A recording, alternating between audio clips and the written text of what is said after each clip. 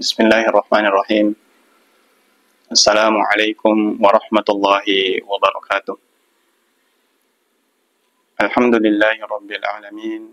Wassalatu wassalamu ala asyrafil anbiya'i wal mursalin. Sayyidina Muhammad wa ala ali Sayyidina Muhammad. Hadirin Sobat Indeks rahimakumullah.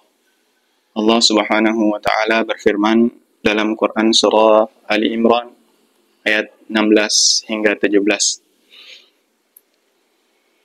A'udzu billahi minasyaitonir rajim.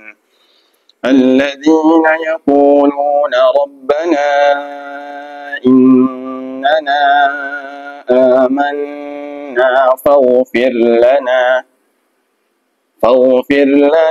dhunubana wa qina 'adzaban الصابرين والصادقين والقانتين والمنفقين والمستغفرين بالأسحار صدق الله العظيم. Hadirin Sobat Indeks rahimakumullah. Dalam ayat tersebut Allah subhanahu wa ta'ala menyebutkan beberapa kategori daripada hamba-hambanya yang beruntung.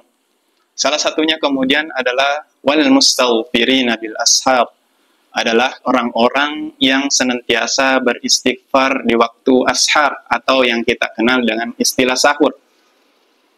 Namun peristiwa yang mungkin lumrah di masyarakat kita dan memang juga disunahkan. Namun, perlu kita ketahui bahwa waktu sahur bukan hanya waktu untuk kita bersiap dengan mengonsumsi makanan pokok, agar kemudian fisik kita kuat menghadapi puasa esok harinya. Dalam ayat yang telah dibacakan di awal, Allah subhanahu wa ta'ala membeberkan wal mustaghfirina bil ashar, bahwa sungguh beruntung orang-orang yang beristighfar di waktu sahurnya. Allah subhanahu wa ta'ala menjadikan istighfar di waktu sahur ini sebagai relevansi dengan hadis Nabiullah Muhammad SAW yang diriwayatkan oleh Imam Bukhari, bahwa Allah subhanahu wa ta'ala akan turun di sepertiga malam terakhir. Dan Allah subhanahu wa ta'ala akan mengabulkan permintaan munajat daripada hamba-hambanya ketika ia bermunajat pada sepertiga malam terakhir tersebut. Begitupun Allah subhanahu wa ta'ala akan mengampuni daripada hamba-hambanya yang senantiasa beristighfar, memperbanyak permohonan ampun kepada Allah subhanahu wa ta'ala di waktu tersebut. Hadirin Sobat Indeks rahimakumullah. Terlebih lagi kemudian kita umat Islam merupakan umat yang spesial.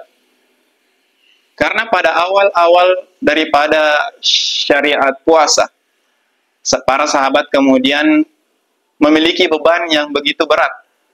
Bahwa dikisahkan ketika Rasulullah Muhammad SAW memberikan isyarat bahwa ada kewajiban berpuasa, maka ketika kemudian waktu berbuka, ada salah seorang sahabat yang bertanya kepada istrinya, "Wahai istriku, apakah ada sesuatu yang bisa aku makan untuk berbuka puasa?" Maka pada waktu itu tidak ada sesuatu apapun yang tersedia daripada dapur istri sahabat tersebut.